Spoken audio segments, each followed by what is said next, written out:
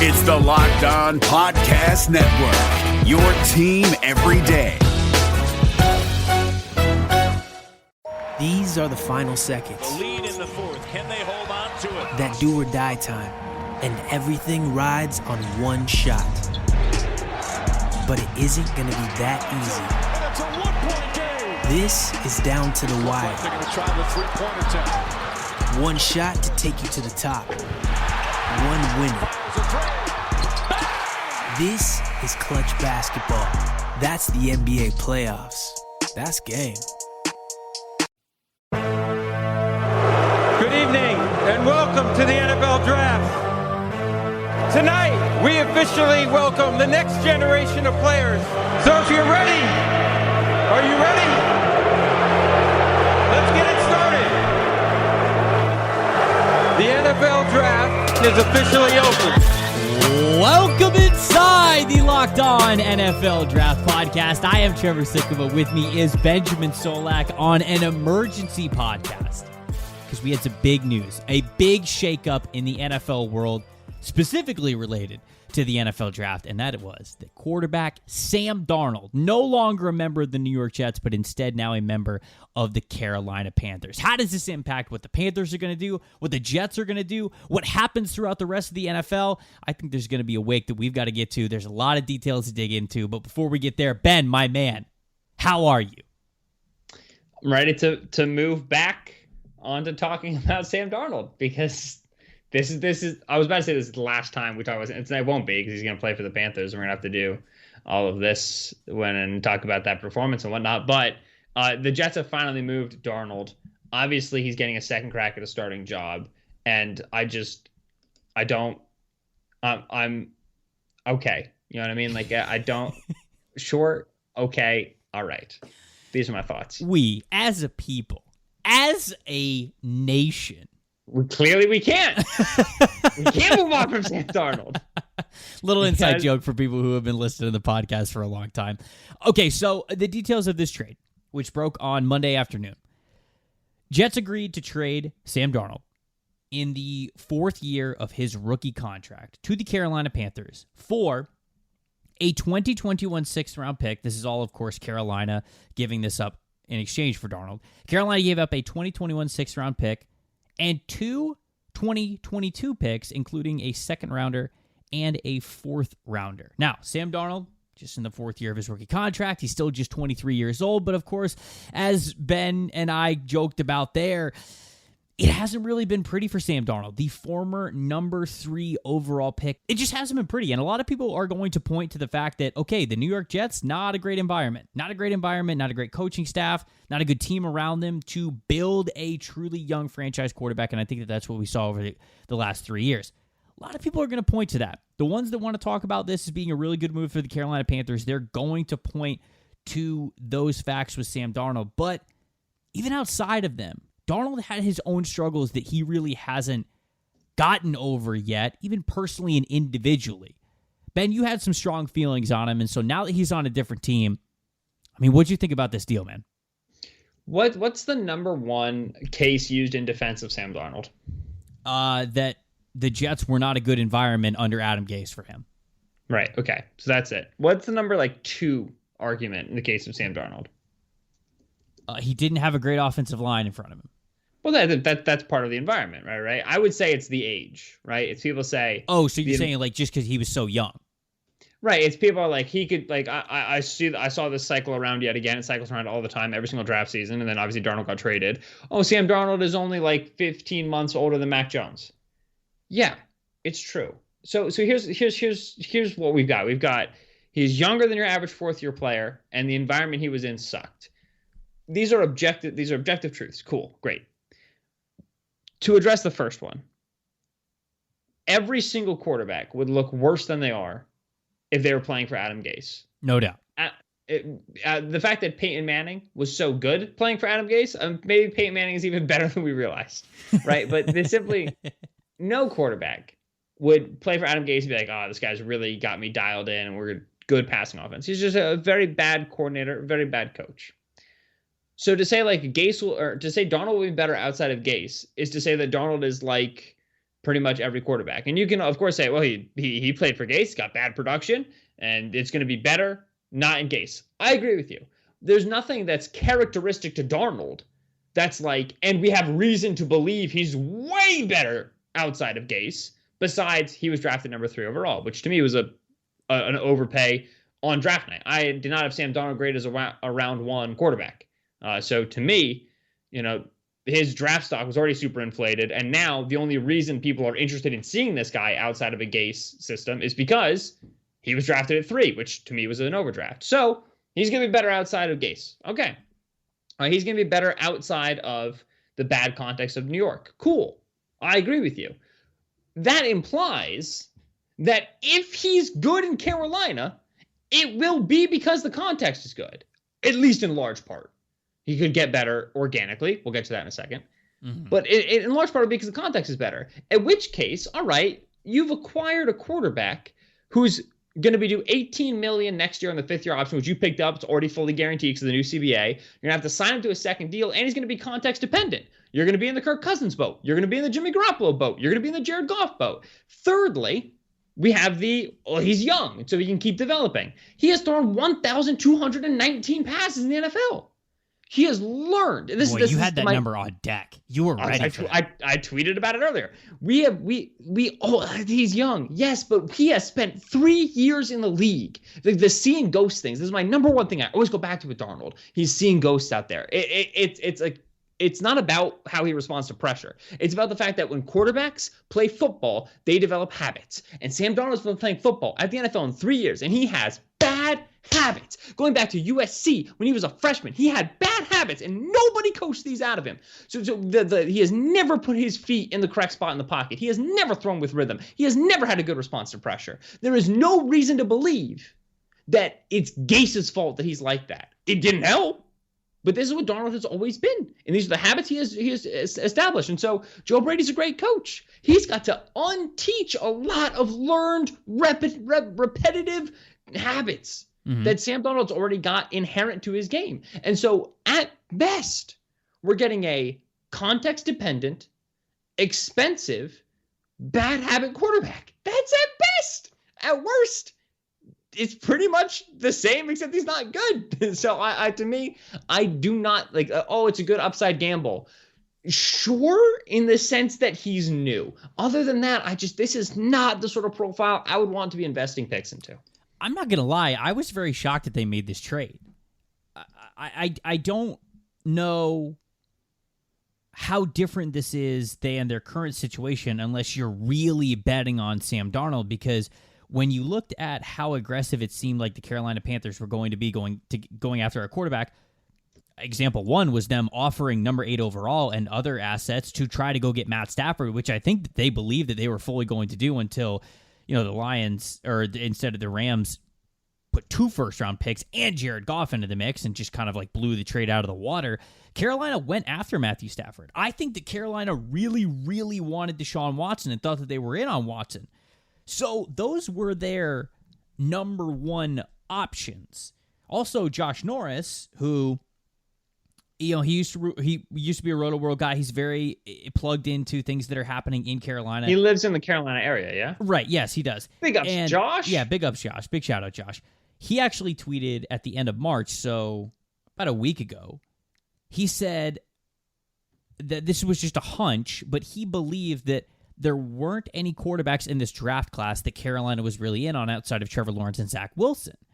We're sitting here talking about this quarterback class being fantastic. There's 5 to choose from. The NFL is going to be happy. We're going to see a lot of teams move up for these quarterbacks. It's a great class. I'm telling you, man, the signs that we've gotten over the last, let's say, month since free agency really makes me think that the NFL does not look at this quarterback class the same way that we have in the media. It is becoming more and more obvious that most teams in the NFL think there are 2 good quarterbacks in this class, Zach Wilson, Trevor Lawrence, and we believe that they are already spoken for at number 1 and number 2. There are clearly some other teams that believe there is a 3rd guy in this quarterback class who they really love, seeing as how the 49ers traded 3 first-round picks to make sure they went up to go get that guy, so they weren't left with picking some other players they don't want. But whether it's Trey Lance, Justin Fields, Mac Jones, It's just clear Mac Wilson. It's just clear that the NFL is not nearly as in on this quarterback class. And so when you look at Carolina's progression, okay, first it was Matthew Stafford. Then it might have been Deshaun Watson. Then we all thought, like, okay, well, they're at least going to get aggressive and continue to get aggressive, maybe move up to number 3 to go get their guy. I also agree with Josh's point when he threw out, if David Tepper, the owner of the Carolina Panthers, wanted to get up to number 3, really wanted one of these other quarterbacks that was in this draft class, I think he would have. I think that this deal would have been made earlier. That's what Josh was saying. And I do kind of agree with him. We have seen that David Tepper is, yes, he's talked about being patient and trusting the process ever since he got involved with the team, and bringing in a rookie head coach in Matt Rule, and drafting an entire defensive class, their first class, really making sure that they invest picks and resources and correct coaches into this team to make sure that it's not just hey, we're trying to rebuild this as fast as we can. No, we're trying to rebuild it the right way. And he talked about that patience, but also he doesn't seem like a guy and an owner who's just going to sit and wait around. He's going to get aggressive. He's going to want to make sure the ship is going forward at all times. So quarterback definitely goes into that. And so Matthew Stafford and Deshaun Watson as their first choices. We figured that trading up would be the next one. But it wasn't. They sat here and they could have moved up to 3 overall. And I just don't think they wanted to.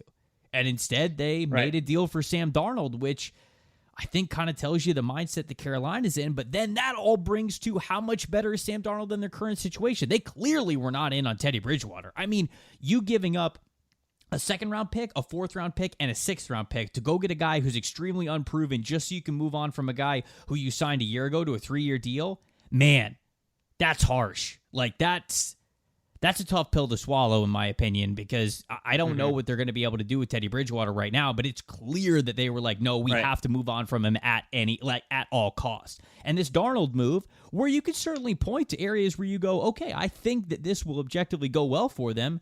This felt like we cannot start Teddy Bridgewater no matter what kind of a deal. I think so. Yeah, there's a few things that stand out to me there, which is like, one, I think that when they signed the Teddy contract, we were all like, all right, Teddy could be a good bridge quarterback. This is a lot for Teddy. It's a good bridge. And now it's like, all right, we got to get out of this. He's not good enough. I'm going to trade for Sam Darnold. It's like, Darnold's a good gamble. Maybe he's going to be good. There's a chance he turns out solid. And then I don't think Darnold's going to be great. And it's going to be like, oh, man, we can't be doing this with Darnold, which I don't know why they picked up the 5th-year option. That is bananas cream pie to me. Well, I mean, it's kind of like what you said before when we've talked about like trading guys just to sign them. You almost like have to do it at that point. If you're giving up a 2nd-round pick, a 4th-round pick, and a 6th-round pick, you better have at least 2 years to figure out what you have in a guy. So I almost think they didn't have a choice. They had to sign the 5th-year option for him. I mean, I think you could have gotten him for like that 5th year. It's a 5th year for quarterback. It's big. It's different than other positions. Yeah, but you trade in, you got to sign. I suppose. Yeah, I suppose because it goes up to $23 million next year. It's like $4 million this year, and it goes up to $23 million next year.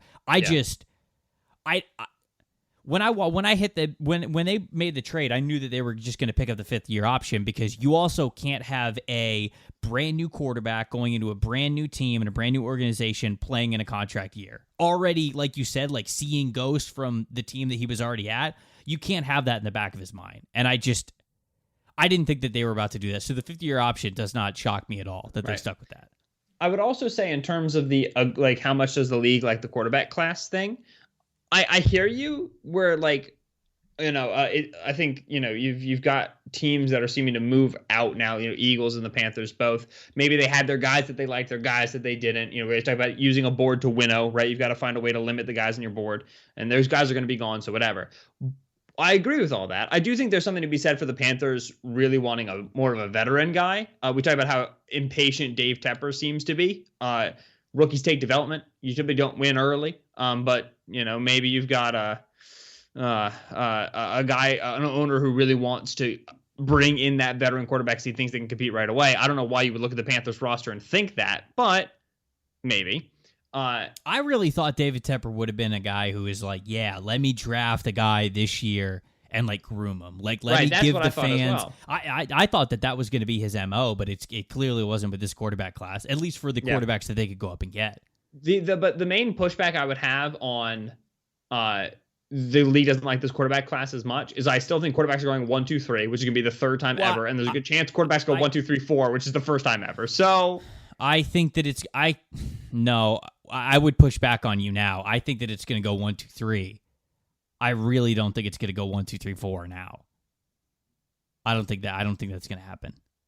But we're also doing this podcast at the beginning of April, so even then, 1, 2, 3 is only the third time it's happened in history. You're right. And I still think we get 4 quarterbacks top 15 or 5 quarterbacks top 15. Even if not, then 5 quarterbacks top 20. Which again, these are like record crazy numbers. So the league still very much likes quarterback class, even if the Eagles and maybe the Panthers are kind of stepping away from their spots. I think in general, we still think there's a very strong quarterback class that the league very much likes. So it was kind of reported that Scott Fitterer, the GM of the Panthers, he talked about potentially moving on from Teddy Bridgewater, doing what was right by him, whether it's a restructured contract or them just moving on. If they can trade him after June 1st, he's only $5 million dead cap for them. So that becomes very advantageous for him. That's Teddy? Yeah, if he's traded pre-June 1st, it's $10 million on the cap. Like dead cap, and then if they just cut him outright, it's $20 million dead cap. So they talked about potentially restructuring his deal to make sure that that's not the case, that they're not going to eat all $20 million of that as worst case scenario. But it seems as though Teddy Bridgewater's not going to be on the team anymore. Scott Fitterer also said that like this doesn't take anything off the table for them. Quarterback could still be on the table for them in the first round, but if you traded those assets for Sam Darnold and you picked up the 5th-year option, I mean, like, let's face it. Whenever any move is made, there's always this actually doesn't change anything for them. Right. And Garoppolo. Right, that's the thing. Like, they have to say that, but you've got to read the tea leaves because it would just be really bad business for them to invest both money and draft picks into a quarterback just to draft a quarterback that they probably could have got at 8 anyways because they're clearly not going to trade up. So I don't know. I mean, like, they're saying that that Carolina is still in best player available territory, and I think that they are. But let's talk about how this changes things at number 8. So Carolina was often a team. We've done so many mock drafts over the last couple of months. Shoot, we just did one this Monday for the mock draft Monday where we talked about Carolina potentially moving up, maybe staying at 8 and still getting a quarterback that they like, but they've often been a team that's been really aggressive and one of the teams that you point to first, having the 8th overall pick, to be a prime spot for one of those quarterbacks. Now we think it's not going to happen, and this is the first time in months that we're probably not selecting a quarterback for the Carolina Panthers. So when you look at this team now, some team needs, I look at offensive tackle. Offensive tackle, to me, becomes the number one choice for them to look at pick number 8. I mean, if Penei Sewell makes it all the way down to 8, I think that's an easy pick there. I think Rashawn Slater as well is all of a sudden on the board. And I think those two guys, honestly, might be the top 2 players on their board after still the quarterbacks that they want that they're not going to have a chance to get now. So you're Taylor Moton franchise on the right side. You draft the guy for the left side. Right. Greg Little's a backup for you. Right. Yes. That's what I would say. That's what I would. They signed Pat Elflein in free agency this year. Paratus last year. I don't remember how many years he's got in his contract yet. Who's their guard? Who's other guard? I can't remember. John Miller? No. It's somebody. Anyway, that Elflein needs work. Dennis Daly. Dennis Daly could be right. I would like it. It gives you flexibility with Moton, though I don't think they have any angles on letting Moton walk out of the building. I don't like, reneging on Little right away, but at the same time, I don't really like the Little pick. So, it's if he's not the guy, then go for it. The position that stands out to me is corner. Corner's a big one. Yeah. Team loses James Bradbury in free agency last year. Has Dante Jackson coming up in a contract year this upcoming season. Experienced a big weakness at corner 2 last year. Had Rasul Douglas from Philadelphia trying to rock that role. It's a very multiple defense. He was not as versatile as they needed him to be successful in all of the shells they wanted to succeed in.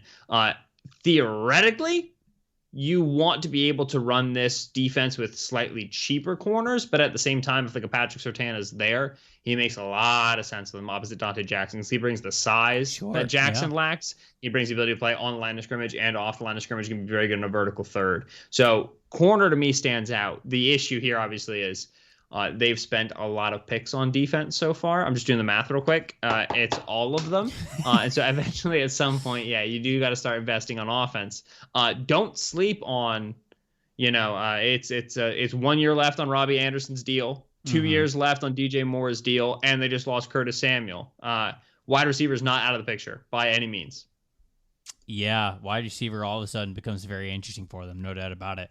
I think Carolina could also potentially be a team to trade back. Like, if they are comfortable with the class and they're comfortable getting somebody later, they're losing a second-round pick and a fourth-round pick next year. So maybe you move back a little bit, get some draft assets for next year, try to offset the Sam Darnold thing. Maybe you can still get the player that you really wanted in the first round. You just don't have to get him at 8. Maybe they're okay with, say, like a Christian Darrisaw. Maybe they think that they could get Rashawn Slater later. Didn't do that on purpose. I like it. Maybe they think that they could trade back, and let's say they really love Caleb Farley, and it's like they go back after the first round. They would love Caleb Farley. They become a very interesting trade back team because you get in front of Denver at 9, and Denver at 9 is still like maybe quarterback. Right.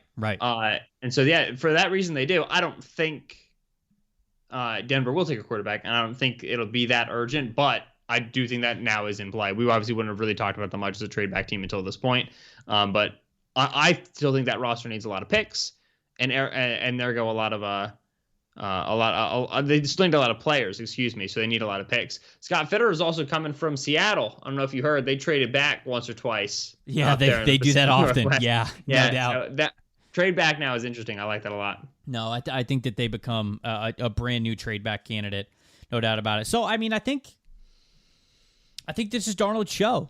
I think that this is going to be Darnold's team for at least the next year, probably the next 2, since you signed the 5th-year contract, unless you could work your magic and try to get out of it, say if they have a catastrophic season and they're picking a lot higher and they want to get a quarterback in the first round next season, which maybe they do anyways, but you could probably figure out how to get out of Darnold if that's the case. But if not, then it really looks like this is probably Darnold's team for the next 2 years. And maybe the long-term plan, who knows? Maybe the long-term plan for this is really, like you said, this roster isn't necessarily ready to compete right away. Maybe it is a matter of getting a young quarterback here at the tail end of his rookie deal, taking these next 2 years, continuing to build the roster around him, fortifying the offensive line, getting the right wide receiver room in there, and giving some more years and experience to a really young defense. And maybe, that first year after Darnold's contract is done, whether you're signing Darnold to a new year or whether it all went wrong and you're drafting a quarterback, perhaps this is the long play that Carolina is now going with, where we took a look at what we believed was an impatient David Tepper, and perhaps this is much more of a long-term plan than we realize. And maybe that's what they're going for. I mean, Rule's on a 7-year deal, so right, he is. You're right from the jump in that. But I mean, like, we also, we know what Tepper's like, and so we weren't sold. Well, we think we know what Tepper's like. Where he's still early. He's still very early in his time as an owner. So who knows about that? I think the interesting part is, we've talked about the roster a little bit, but Joe Brady being their offensive coordinator, I think this team has a lot of faith in Joe Brady to work with quarterbacks, and I think that's why they have so much confidence to go get Sam Darnold and actually pay a price that nobody else is bidding against. Ian Rappaport said that the Carolina Panthers were the sole suitor for Sam Darnold, and they were still able to get a couple of different draft picks from the Panthers for him. I think the Panthers are okay with that because they have Joe Brady, but the catch-22 to that is Joe Brady already had head coaching interviews this past cycle. If he turns Darnold around in year 1, right, this dude's gone. He's going somewhere else. Chicago's going to clean This is what house. I said about him being context dependent. Like, if you get Darnold and you fix him, and then your coordinator leaves, guess who you're stuck with? Darnold. This is not where you wanted to be. So, I mean, like, Carolina, for as much of a risk as this is going to get Darnold, who has not been good in his first 3 years in the NFL, it is a different situation for them, which might push back their timeline a little bit more than, say, going up and getting a guy who we believe could have been a franchise quarterback in this draft. It does push back that timeline a little bit, but maybe this is the direction that they wanted to go. And again, it could line up in their favor. It clearly has a higher ceiling than Bridgewater did at quarterback. It's just a different path, not one that I thought that we would see with Carolina, but I can see the way that it can work out. Tomorrow, we actually are starting the Mock Draft Series. Starting today. with the Jack. Well, I'm releasing this podcast immediately, so technically it is still Monday night. Think you can get it in before midnight? Yeah, I can get it in by. Look at you doubting my editing skills. I can get up before midnight. I would like to see it. All right, we're going to do it. So tomorrow, we are starting the S Mock Draft Series. We're starting with the Jacksonville Jaguars and the New York Jets. We got some great guests, great conversations on the way. You're not going to want to miss it. Until then, you guys keep it locked right here on Locked On NFL Draft.